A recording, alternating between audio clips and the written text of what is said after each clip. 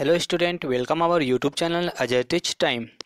तो कक्षा 11वीं का विषय हिंदी का पाक्षिक प्रश्न क्रमांक 6 मतलब नवंबर माह का मासिक परीक्षा लेकर आ गए हैं आपके लिए। ठीक है, तो चलिए सबसे पहले हम बात करते हैं प्रश्न क्रमांक 1 की। ओके, तो सबसे पहले हम बात करेंगे प्रश्न क्रमांक 1 जो कि है आपका वस्तुनिष्ठ प्रश्न। पहला प्रश्न है, गजल की विधा को हिंदी साहित्य में प्रतिष्ठित करने का श्रेय किसे जाता है? तो ख नंबर हो जाएगा इसका आंसर दुष्यंत कुमार। आगे बढ़ते हैं क्वेश्चन नंबर 2। ठीक है, गाता कल्प कहते हैं, ख नंबर हो जाएगा इसका आंसर मृतकों के स्मृति चिन्ह को। आगे बात करें उत्तर क्रमांक 3, रजनी पाठ है पट कथा। 4, चन्न मल्लिकार्जुन का अर्थ है। ठीक है, ख नंबर हो जाएगा भगवान शिव। ठीक है, आगे बात करते हैं प्रश्न क्रमांक 5, जहां ये सब लिखा है उसका आंसर हो जाएगा ग विरोधाभास। ठीक है भाई, आगे बात करें प्रश्न क्रमांक 6, लक्ष्य प्राप्ति में बाधक कौन होता है भैया? तो ख नंबर इंद्रियां। ठीक है, इंद्रियां होंगी। आगे बात करें 7वां, गजल में खालिस्तान है तो सभी शेर पूर्ण एवं स्वतंत्र होते हैं, ये इसका उत्तर हो जाएगा। आगे बात करें उत्तर क्रमांक 8, ये सारे सही विकल्प हैं।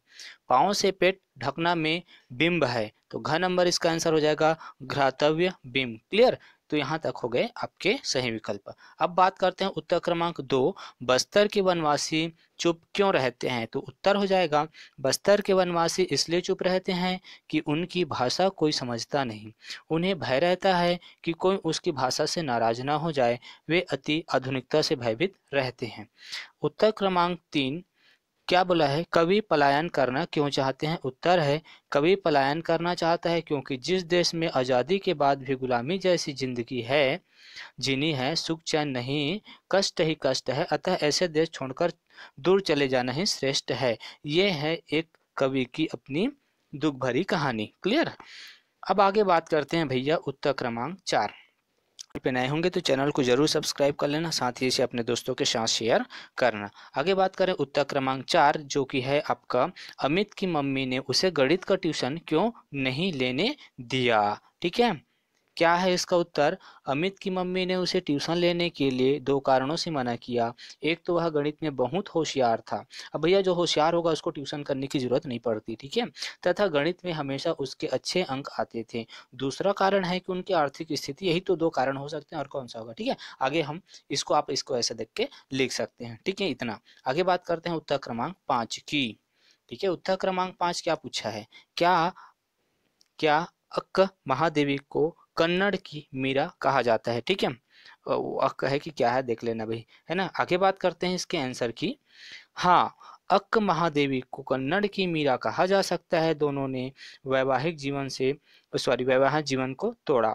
ठीक है, दोनों ने मतलब दोनों के बारे में वहाँ कंपैरिजन कर रहे हैं। दोनों ने सामाजिक बंधनों को नहीं माना। क्लियर, आगे बात करें, मेरा कृष्ण की दीवानी थी, उसने अपने जीवन में कृष्ण को अपना लिया था। उसी प्रकार से यहाँ पे जो अक्क महादेवी वो किसकी भक्त थी? शिव की।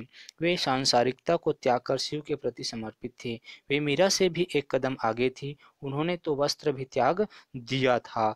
यह कार्य उन्हें योगियों के समझ ला कर खड़ा कर दिया था। समझ नहीं, वो समक्ष है। ओके, चलिए इस प्रकार से प्रश्न क्रमांक 5 के सारे आंसर क्वेश्चन होते हैं पूरे। अब बात करते हैं उत्तर क्रमांक 6वें नंबर की, जो कि है इंटरनेट पे आधारित। इंटरनेट क्या है? इंटरनेट की विशेषताएं लिखिए। तो प्यारे बच्चों यहाँ पे आपको उत्तर लिखने हैं इंटरनेट के बारे में, जो कि आज के डेट में बहुत उपयोगी इंटरनेट है, तभी आप मेरे पाक्षिक प्रश्न को यहाँ पे देख के लिख सक रहे हो। ठीक है, चलिए आगे बात करें। इंटरनेट सूचना तकनीकी की सबसे आधुनिक प्रणाली है। इंटरनेट को हम विभिन्न कंप्यूटर नेटवर्कों का एक विश्व स्तरीय समूह कह सकते हैं। इंटरनेट किसी एक कंपनी या सरकार के अधीन नहीं होती, अपितु इसमें बहुत से सर्वर जुड़े होते हैं जो अलग अलग संस्थाओं या प्राइवेट कंपनियों के होते हैं। ये रहा इंटरनेट के बारे में परिभाषा। अब बात करते हैं इंटरनेट की विशेषताओं के बारे में। यहाँ से स्टार्ट करेंगे हेडिंग डाल के ब्लैक पेन से। ओके, अब यहाँ से लिखोगे इंटरनेट की प्रमुख विशेषताओं के बारे में लिखना है आपको। ठीक है, जैसे कि पहला विशेषता है ईमेल व चैटिंग।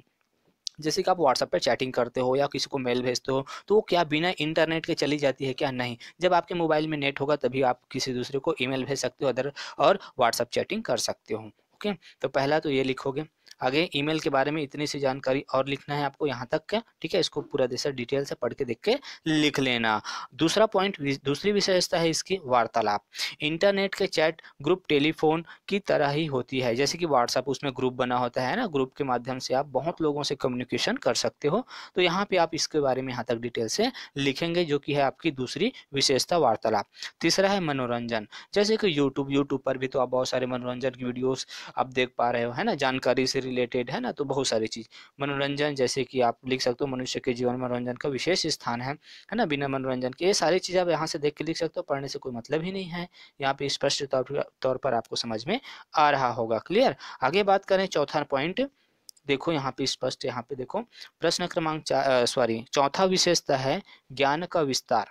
भैया इंटरनेट एक ऐसी दुनिया है बहुत बड़ी, जिसमें आपको कोई भी चीज़ जानकारी नहीं है तो वहाँ पे सर्च करके देख सकते हो।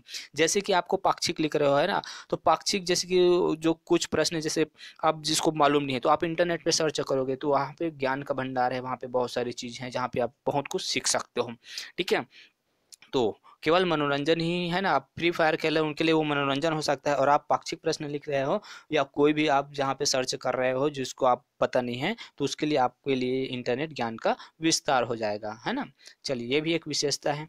आगे बात करें तो 4 विशेषता लिख देना। अब आगे बात करें प्रश्न क्रमांक 7 की। अब बात करते हैं प्रश्न क्रमांक 7, पूछा क्या है, वार्षिक परीक्षा की कॉपियां न दिखाने के पीछे क्या तर्क है, क्या आप उससे सहमत हैं, इसमें अपना तर्क देना है ना।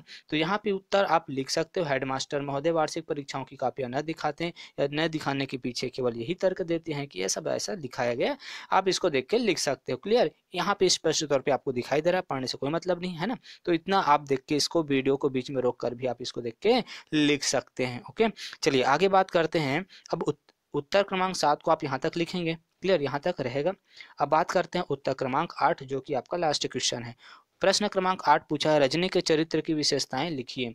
तो भैया रजनी एक लड़की थी क्या, हाँ, तो उसके बारे में आपको चरित्र चित्रण करने हैं। ठीक है। रजनी इस कहानी की क्या है, नायिका। नायिका किसको बोलते हैं, लड़की को ही बोलेंगे, अगर लड़का होता तो नायक होता, तो नायिका है। इतना आप इधर आगे और लिखेंगे ये सारी चीजें। क्लियर। तो ये सारी चीजें आप देख के ऐसा लिख सकते हो भी। ठीक है। और बस यहाँ तक। क्लियर। तो इस प्रकार से आपके सारे आंसर क्वेश्चन होते हैं पूरे। उम्मीद करता हूँ कि ये वीडियो आपके लिए हेल्पफुल रहा होगा। ठीक है। तो चैनल को, यदि आप नए हैं इस चैनल पर या हमारे इस यूट्यूब चैनल पर, तो आप चैनल को सब्सक्राइब कर सकते हैं यदि आपकी मर्जी है तो। ठीक है। चलो भाई, मिलते हैं नेक्स्ट वीडियो में, तब तक के लिए बाय बाय।